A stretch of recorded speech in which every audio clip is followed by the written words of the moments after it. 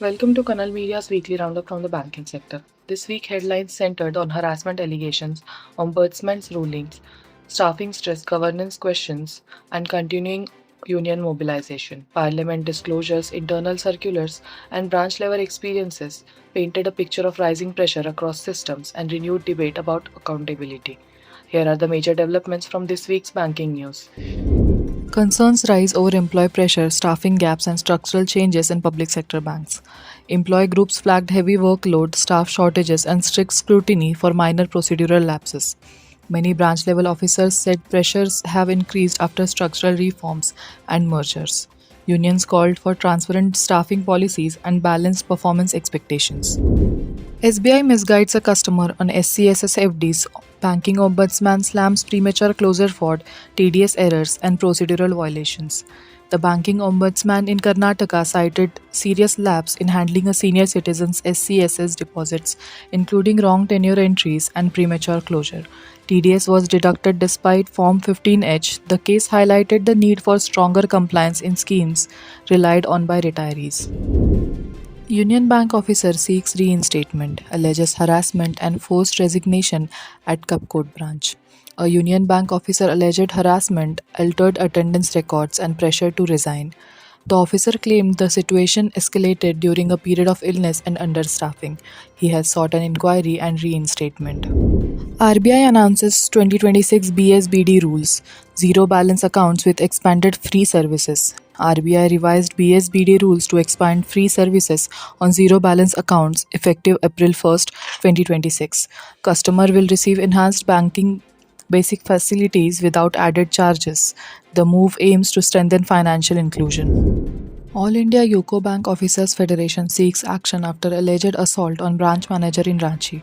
The federation demanded firm action after a Ranchi branch manager was allegedly assaulted while on duty. It emphasized workplace safety and called for preventive measures. Staff urged authorities to ensure accountability.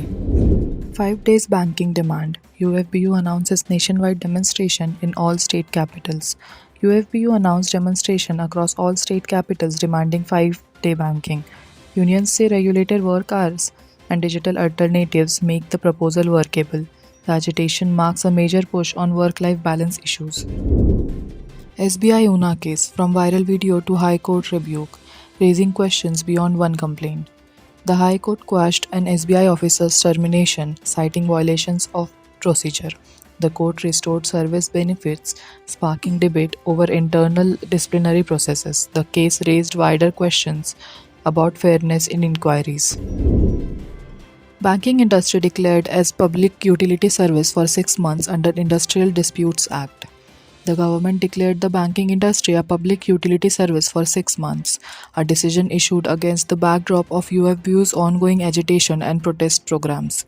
The move makes conciliation compulsory and limits sudden strikes, while unions say they will continue pressing key demands through dialogue. ICICI Bank, who will answer for 782 illegal terminations and silenced whistleblowers. Reports alleged massive illegal terminations and suppression of whistleblower complaints. Former employees called for independent investigations and transparency. The issue reignited debate on worker protections in private sector. Punjab and Sindh Bank cancels staff leaves in Bareilly zone on December 23 and 26, 2025 draws attention. Punjab and Sindh Bank cancelled sanctioned leave on 2 key working days in the Bareilly zone. The bank cited operational and supervisory requirements. The decision prompted discussions among staff communities. PNB staff foil attempted digital arrest scam targeting elderly women in Lucknow. Quick-thinking PNB officials helped prevent a large cyber fraud transfer involving a digital arrest threat. Staff guided the victim to authorities and blocked the transaction. The case underscored frontline vigilance. 5-day banking, state capital demonstrations successful. UFBU announces nationwide protest on December 30th. After strong turnout in previous programs, UFBU announced nationwide protest on December 30th. The campaign continues to build momentum among bank employees. Unions said public services would remain stable through digital channels. Labour Commissioner flags unfair practices at ICICI Bank amid CEO's multi-crore pay. The Labour Commissioner reportedly highlighted unfair labour practices involving ICICI Bank. The discussion also drew attention to executive compensation levels. The development renewed scrutiny of corporate governance. Indian banks' complaints of workplace harassment raises questions over institutional inaction. Multiple harassment complaints were reportedly escalated to statutory platforms, but employees allege outcomes were not transparently communicated. Some complainants cited transfers and prolonged stress. The issue raised concerns about grievance handling and accountability. UPGB employees seek relief from perquisite tax burden. Uttar Pradesh Gramin Bank employees requested that the bank absorb perquisite tax instead of deducting it. Staff say that the current practice creates disparity with nationalized banks. Appeals have been sent to regulatory authorities. DFS meeting on IPO in 3 RRBs draw union objections. A DFS meeting discussing IPOs for 3 RRBs faced immediate opposition from unions. Employee bodies warned of dilution of public character and mission. Protests and mobilizations were announced.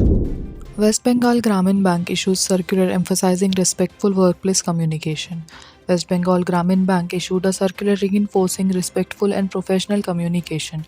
The directive followed complaints from field units. Management said it seeks to strengthen work culture and dignity. BEFI opposes proposed IPO of regional rural banks, raises concerns over privatization.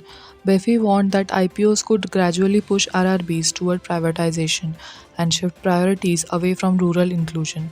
The federation appealed for wider mobilization. It argued that public ownership remains critical for rural banking. That's all for this week's roundup. Stay tuned with Kannal Media for more updates and developments that matter to bankers.